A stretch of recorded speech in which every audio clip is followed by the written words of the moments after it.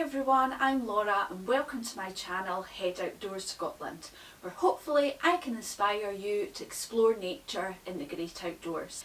Today I am going to be heading out looking for some different types of water birds. So while I get ready, why don't you have a look at the birds that I have managed to see this week as part of my big year to add to my list.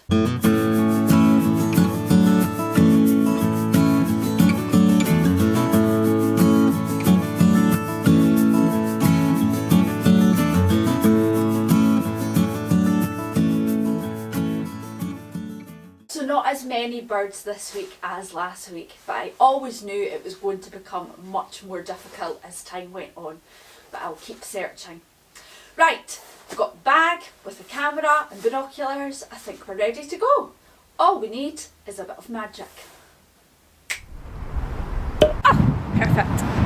I have come today to Musselburgh, which is in East Lothian, and this here behind me is the River Esk. And what's great about coming here is that we have the chance of seeing two different types of water birds.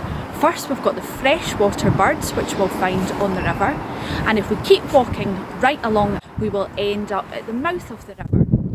And here we are going to get the opportunity to see some seabirds, hopefully. So let's get walking and meet some of the residents here and find out a little bit more about them.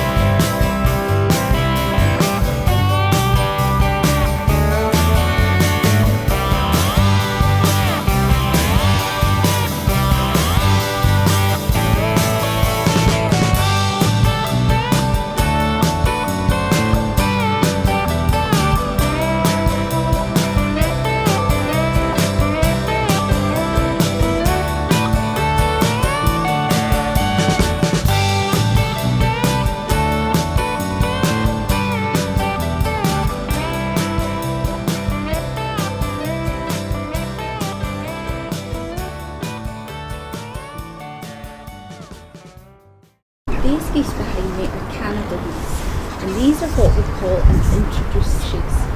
As the name suggests, they were not originally from the UK. They were brought over from North America, but they've done really well here in the UK, clearly enjoy it, and Musselburgh is a great place to come and meet the Canada geese.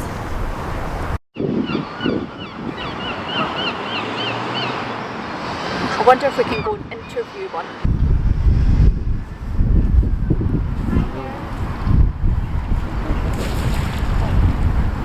I don't think they're interested in talking to me. Now these kind of swans are mute swans, and they get their name because compared to the other types of swans that we sometimes get here in the UK, Buick swans and whooper swans who travel to us in the winter time, compared to them, mute swans don't make as much noise, and so that's how they got their name. And an interesting fact about swans, the swans all over the UK are actually owned by the Queen.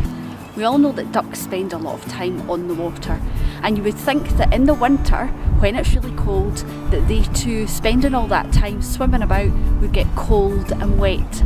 But they have something really special that stops this from happening. First of all, they have some down feathers right next to their skin, a bit like this jacket that's all nice and puffy. And what happens is the air gets trapped between their feathers and keeps their bodies nice and warm. They then have their outer feathers, and they have something really, really special. At the bottom of their tail, they have a gland called a preen gland. And out of this comes a very special oil. And what they do is with their beaks, and you've seen them sometimes stretching their heads round, they collect this oil and spread it all over their feathers, and this makes them completely waterproof. How amazing is that? Because they spend so much time in the water, ducks have to be expert swimmers. Again, their bodies have an adaptation that helps them do this really, really well. With a normal bird, they have claws, usually 3 or 4 facing forward and 1 facing back. With ducks, they have the same, except in between each of these claws, they have a flap of skin. This becomes like their oars for when they're swimming. So when they get into the water, instead of keeping their feet facing down, they push them right back and kick them just like we do when we're swimming, and this helps them to glide along in the water. We know as well that ducks are really good at floating in the water, and again they have something special to help them do this. They have what's a bit like balloons inside their body that has lots of air, and this helps them to bob along on the water. Now, they will at times need to go under the water, so what they do is they release some of this air out to allow them to go underneath. There are 2 different types of duck. We've got ones that we call dabblers and ones that we call divers.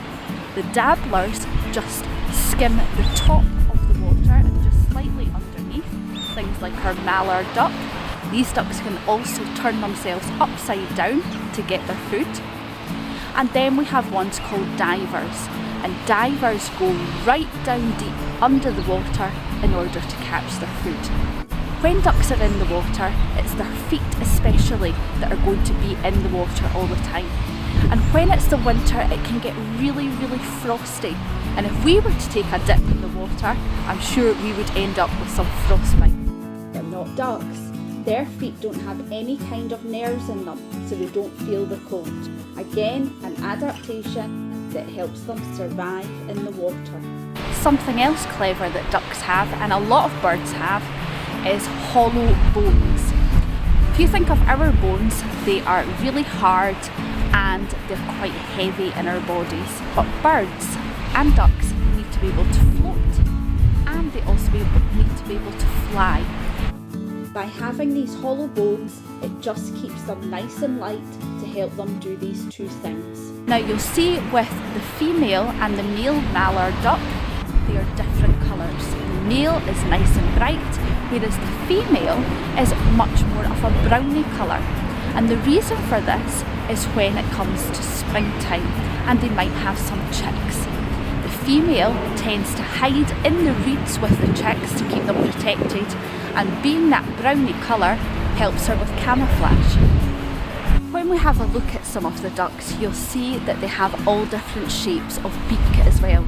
And again, this is an adaptation for helping them to feed. Now, ducks like a mallard, they have quite a flat beak, and what happens is inside they don't have teeth, but they have little grooves that act like a sieve. So when they go under the water and collect some of their food, they're going to get water all in there as well. So what happens is the special sieve system lets the water drain, and then they're left with just their food. The edge of a duck's beak is soft, and this acts a bit like our fingertips. So when they put their heads under the water and searching for food, the edge of their beak is able to feel it around like we would with our fingers to help them find their food. When we get further down to the sea, you will see that the kinds of birds that we're seeing there are starting to look different. Some of them have really long legs and really long beaks, and these kind of birds are called waders. What they do is they just wade at the very edge of the water and get their food there.